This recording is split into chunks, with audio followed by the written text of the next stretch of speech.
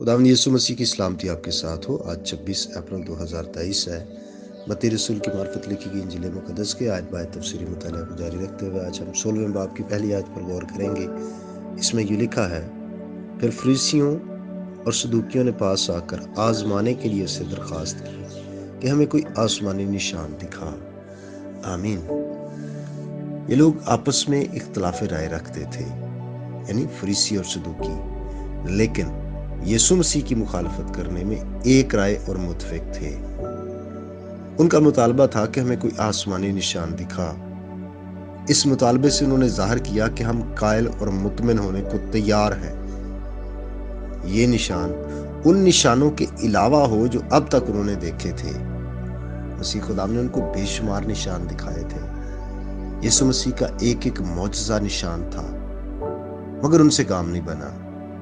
वो उन निशानों को, मौजज़ात को हकीर जानते थे जिनसे बीमारों और गमज़दा लोगों की ज़रूरियात पूरी हुई और उन्हें आराम और सुकून मुयस्सर आया।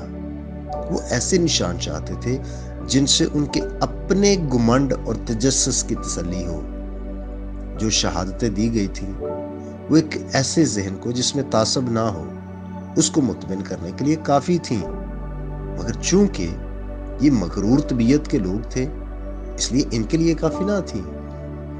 ये दिल की हिलाबाजी की एक मिसाल है कि जो वसाइल और फ़वाइद हासिल हैं वो उनको कबूल नहीं करता, जो नहीं है उनसे काम कराने के बारे में सोचता है।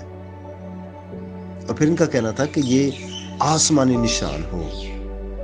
वो यीशु मसीह के मुकर्रर किए जाने के सबूत में वैसे मौजज़ात चाहते थे जैसे कोहे सीना पर शरीयत देते वक्त ज़हूर में आए थे, यानी बादलों की गर्ज, बिजली की चमक और बातों की आवाज। वो इस तरह के आसमानी निशान तलब कर रहे थे और उनका मकसद यीशु मसीह को आजमाना था। उससे सीखना नहीं बल्कि उसे फंसाना था। अगर वो कोई आसमानी निशान दिखाता तो उसे हवा की अमलदारी के हाकिम यानी अबलीस के साथ साजबाज करार देते। मसीह खुदा ने बियाबान में दस्तरखान बिछा दिया। फिर भी वो ये कहकर आजमाइश करते हैं कि हमें कोई आसमानी निशान दिखा। अजीज भाई और बहनों, हमें हट धर्म नहीं बनना, बल्कि खुदावंद की कुदरत और उसके कामों को देखकर उस पर ईमान लाना है, उसकी पैरवी करनी है और हमेशा उसकी तमजीद और उसे ही की तारीफ करनी है। क्यों? क्योंकि वो बड़े बड़े काम करता है। खुदा आपके साथ हो। आइए हम दुआ करें। मेहरबान बाप, हम तेरे बेटे यीशु के नाम से तेरे हुजूर में आते हैं और तू जो बड़े बड़े जलाली काम करता है, हम तुझे मुबारक कहते हैं, तेरी तारीफ करते हैं इस नए दिन के लिए, जिंदगी और जिंदगी की सारी बरकतों बख्शिशों के लिए हम तेरे हुजूर शुक्रगुजार हैं। और सबसे बढ़कर कि खुदा तो अपने बेटे यीशु मसीह के वसीला से हमसे बेहद प्यार करता है। हम तेरी मोहब्बत के लिए तेरी शुक्रगुजारी करते हैं और इन शुक्रगुजारियों के साथ साथ मेरी दुआ है आज का दिन तेरे लोगों के लिए बायस से बरकत हो। खुदावंद इनका घर से जाना, घर में आना खुदावंद मुबारक हो। इनकी मदद फरमा।